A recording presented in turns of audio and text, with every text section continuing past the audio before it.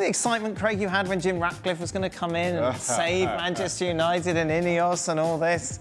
And this is what he's been saying about his manager. Well, they did beat Sunderland at the weekend. He has not had the best of seasons. We're 7 games in.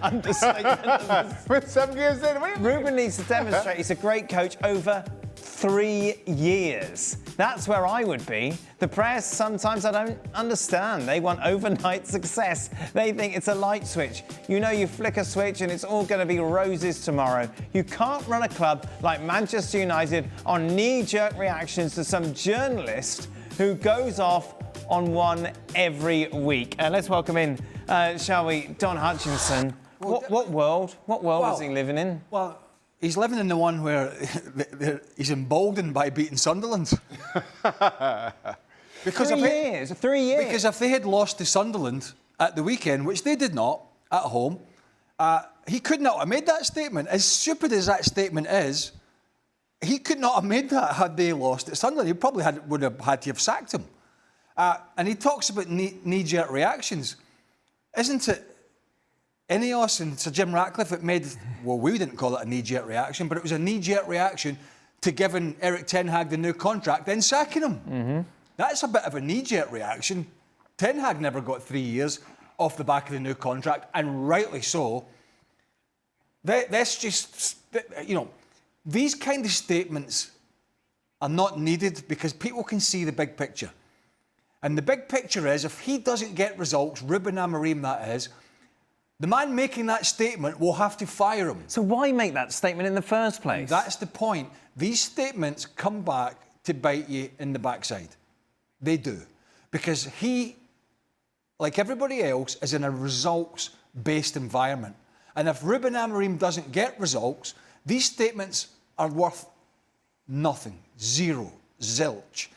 And that's the game we all watch and have played, is the one, Shaka, where results matter. I listen, I'm with Craig in that I simply don't understand it. I really don't. To make such a broad, sweeping statement on the back of, albeit one good result against, as you mentioned, Sunderland. Liverpool off the back of the break. It really beggars belief. And we aren't talking about one season. We're coming up to a year that Amorim has been in charge. And it has pretty much gone downhill from Ten Hag, who was sacked. And if things do not improve in 12 months under a manager that you deemed not good enough, I'm not sure how you view that or view his sacking, if it were to come tomorrow for argument's sake, as a knee-jerk reaction. It's justified by those results. I don't understand. I really don't. What's he blabbering about, Don? Well, me.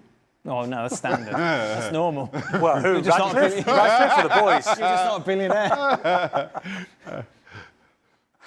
I think what he's trying to do, he's trying to put a bit of water on the fire and to say, listen, give him 3 years, judge him in 3 years. I mean, it was a poor Don, statement, but there was no need. That doesn't happen. Can you imagine Florentino Perez saying, "Well, give Xabi Alonso 3 years, don't worry"?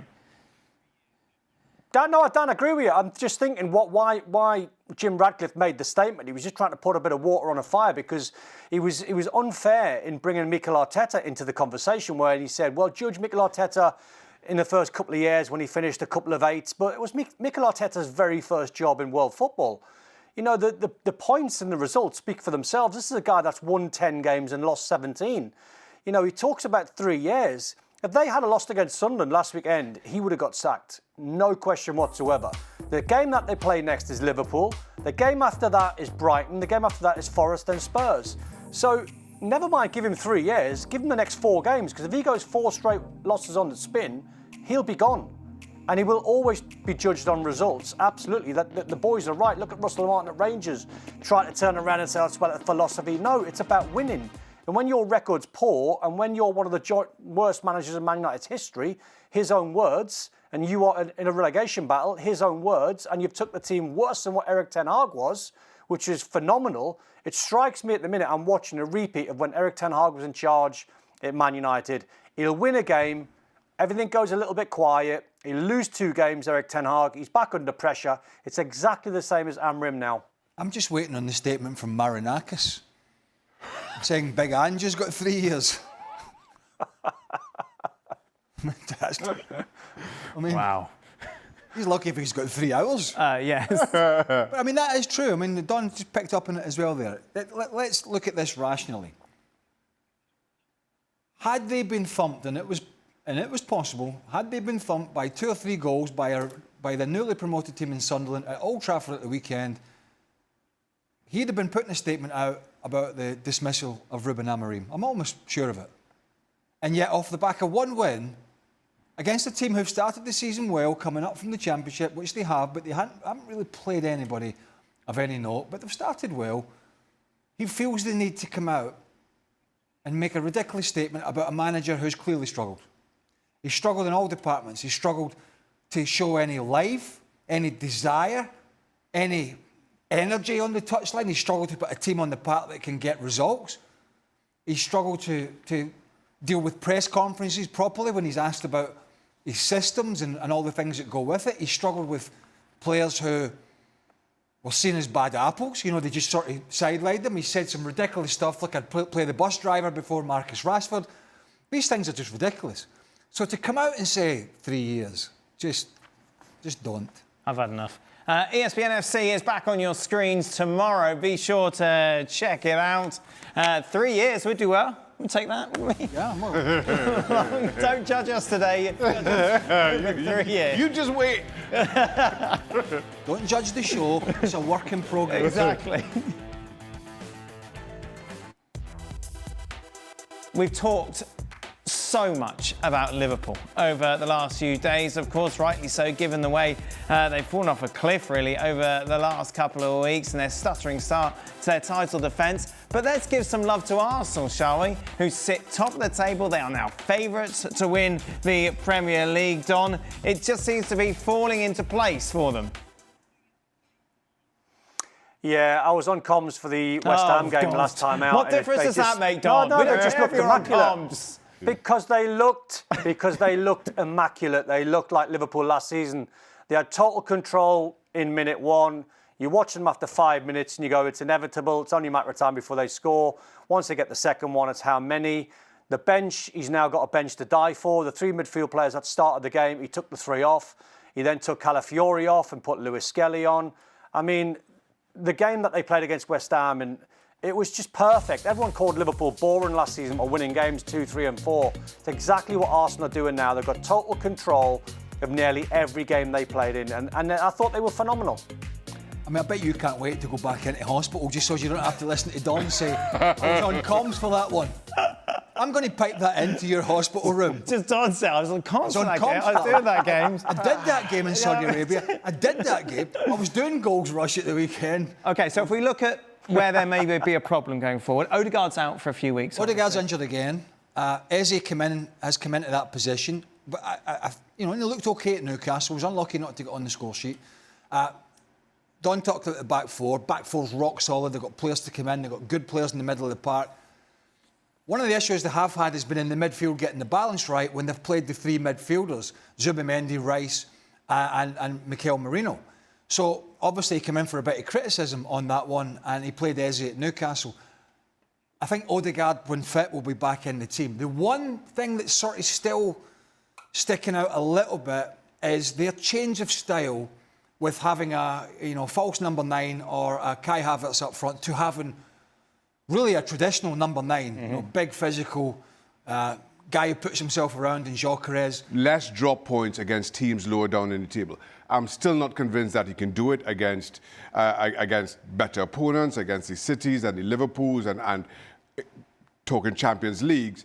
But maybe he makes that difference for them in the league, especially when you consider the inconsistency of both Liverpool and Manchester City.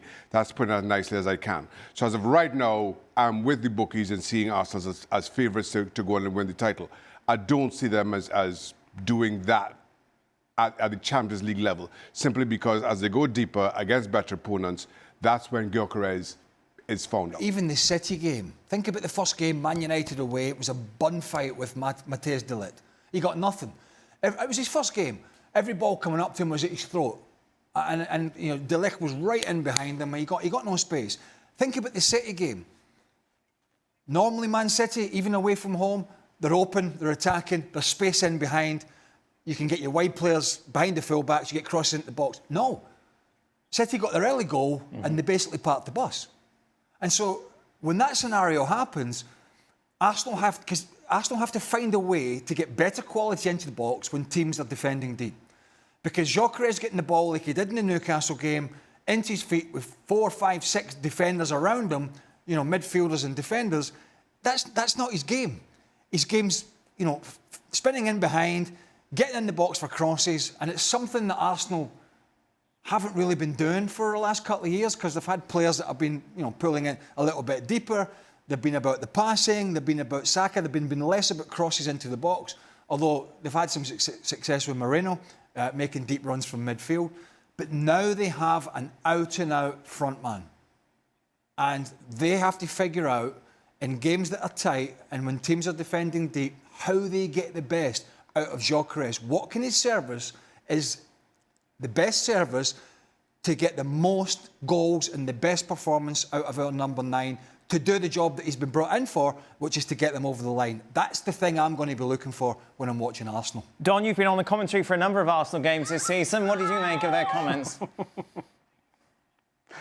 Say again, Dan? No,